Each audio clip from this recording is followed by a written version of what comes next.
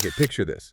A creature that can not only copy your voice perfectly, but might actually live long enough to see your grandkids grow up. Right, or imagine just this flash of color so bright it almost doesn't look real. Exactly. And that gives you a little taste of what we're diving into today. It's all about the world of parrots.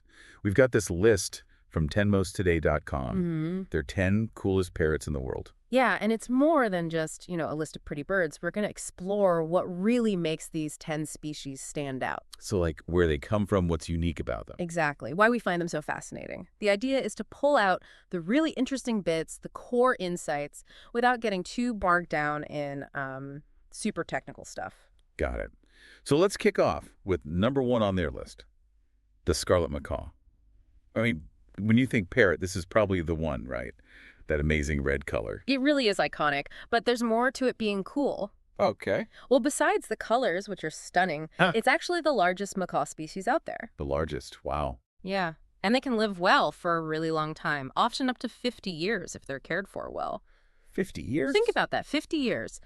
In their natural home, the rainforests in Central and South America, that kind of lifespan probably helps them navigate complex social groups and learn about their environment over decades. That's incredible. 50 years is. Yeah.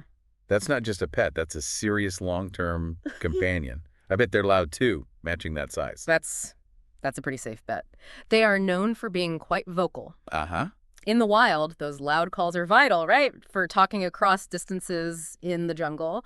But yeah, in a house, that's something you definitely need to be ready for. Okay. But on the flip side, their intelligence is just as big. They can learn to talk, pick up tricks. They've got a real knack for learning and interacting. Okay, so big, bright, long-lived, loud, and smart. Got it. Moving on, we've got the blue and yellow macaw, another beauty, obviously. Mm-hmm. Are they sort of similar to the scarlet then, personality-wise? There are definitely overlaps, yeah. The blue and yellow, or sometimes people call it the blue and gold macaw, Right. it shares that impressive lifespan, up to 50 years again. Okay. And they're also quite large, over 80 centimeters long, maybe weigh about a kilogram.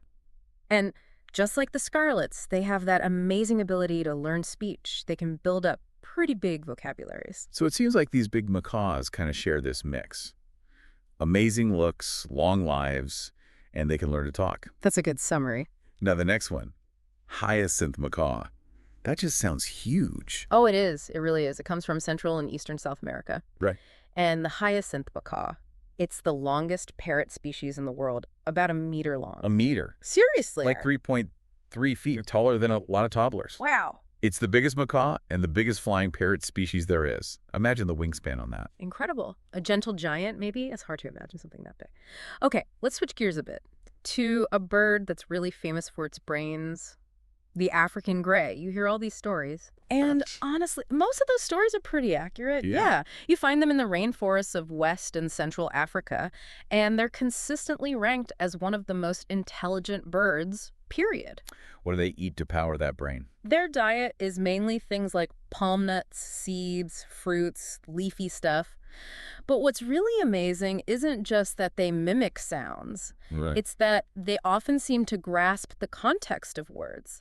They can use them in ways that feel, well, almost like a real conversation. So it's not just repeating sounds. Yeah. They actually kind of get it. That seems to be the key difference, yeah.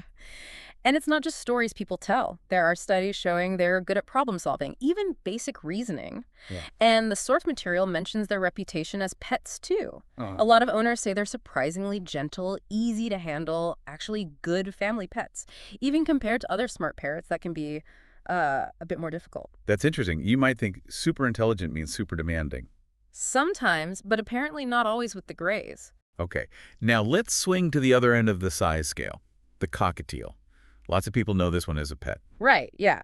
The cockatiel, or sometimes called the quorian, it's the smallest member of the whole cockatoo family, native to Australia. Tiny compared to the macaws. Oh, definitely. And super popular as pets all over the world. I think their appeal is mostly their generally sweet, sort of affectionate nature. So not every cool parrot needs a massive vocabulary then. What makes the cockatiel stand out? Well, people often choose them because they tend to be calmer and they can form really strong bonds with their owners. Okay. And while, yeah, they don't talk like an African gray, they can learn to whistle tunes really well, mimic sounds around the house, sometimes pick up a few words. It's more about their personality and being relatively easy to care for. A great starter bird for many. Makes sense. All right, let's bring back some more bright colors. The white-fronted Amazon. The name tells you something specific, right? Exactly. The white-fronted Amazon, or white-fronted parrot. It's from Central America. And it's the smallest of the Amazon parrots, only about 25 centimeters, maybe 10 inches long. Smaller, okay. But what's really neat about these little guys is their vocal ability. They can learn to imitate like 30 or 40 different sounds. Pretty impressive for their size. Wow, 30 or 40. And even though they're smaller, they still live a good long while. Around 40 years. 40 years. It really seems that this mimicking ability, speech, or just sounds, is a huge part of why we're so drawn to parrots. It definitely seems that way. Okay, next. Rainbow lorikeet?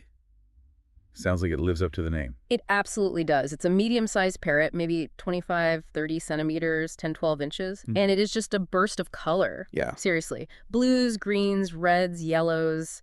Just an incredible mix of bright plumage. People think those colors are important for, social stuff and finding mates back in Australia where they're from. Makes sense. What's interesting, though, their lifespan is a bit shorter than some others we've talked about, usually around 20 years. Maybe because they're so high energy. Could be.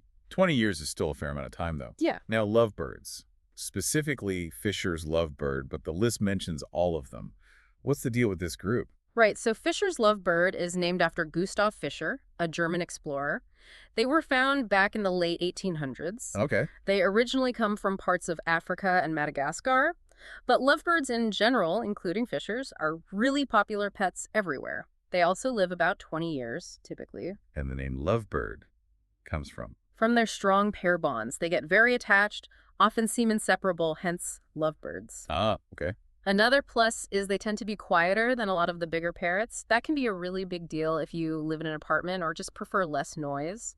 Their social nature and smaller size make them good companions. Right, so smaller, quieter, very social. Sure. Could be a good fit for some people. Okay, next up is the yellow-crested cockatoo. We mentioned the cockatiel is the smallest cockatoo.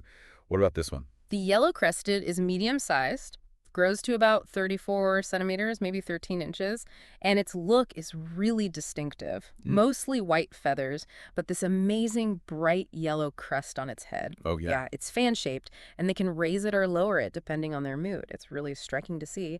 They're native to Australia and New Guinea, known for being smart and sometimes pretty energetic or noisy. That yellow crest must really make them pop. Okay, last one on the list. The golden parakeet, also called the golden conner. Sounds sunny. It really does. The golden parakeet is almost completely bright yellow, just gorgeous, with a little bit of green on the tips of their flight feathers. Wow. They live in the drier upland rainforests in Amazonian Brazil, but, and this is important, they are unfortunately an endangered species. Oh, really? Indeed. Yes. Sadly. It's a good reminder, when we talk about how cool these birds are, that many of them face real threats in the wild, habitat loss, the illegal pet trade. It's a serious issue. That definitely puts things in perspective. A sobering but important point. So looking back at all 10 of these, what are the main things that make them stand out as cool? What ties them together? Well, several themes really pop out, don't they? You see this incredible range in size, right? From the tiny lovebird all the way up to that giant hyacinth macaw. It really shows the diversity in the parrot family. Yeah, the size difference is amazing. And lifespans, too. All over the map, reflecting different ways of living, different environments. And then, of course, there's that recurring theme of intelligence. Right. The smart ones. Yeah, and the ability to mimic sounds, especially our speech. That clearly fascinates us. You see it in the macaws, the African gray, the white-fronted Amazon. It's a big factor. And it was interesting how their temperaments varied, too. How suitable they are as pets. Like the gentle African gray versus the potentially really loud scarlet macaw. And the cockatiel and lovebirds offering maybe a more manageable kind of companionship for some people. Spot on. And like we just touched on with the golden parakeet, their conservation status, whether they're endangered or common, also adds to their significance, how we perceive them. So ultimately, it feels like it's a mix of things. Their amazing colors, sometimes their sheer size, definitely their intelligence, their personalities, and sometimes, yeah, even their rarity. That all adds up to why these 10 species really capture our imagination. So we've really covered some ground here. 10 genuinely fascinating parrots, each one cool in its own way. From the huge hyacinth macaw, the chatty African gray, to that explosion of color, the rainbow lorikeet. It's been quite the tour. It really has. And maybe it leaves us and you listening with this thought. When you consider how intelligent some of these birds are, how social they are, especially the ones that can mimic us and form deep bonds, what does their popularity as pets really say about us? About our own need, maybe, to connect with nature, with other species? And what kind of responsibilities come with bringing creatures that are so smart and can live so long into our homes? It's definitely something worth thinking about, even after we wrap up this deep dive.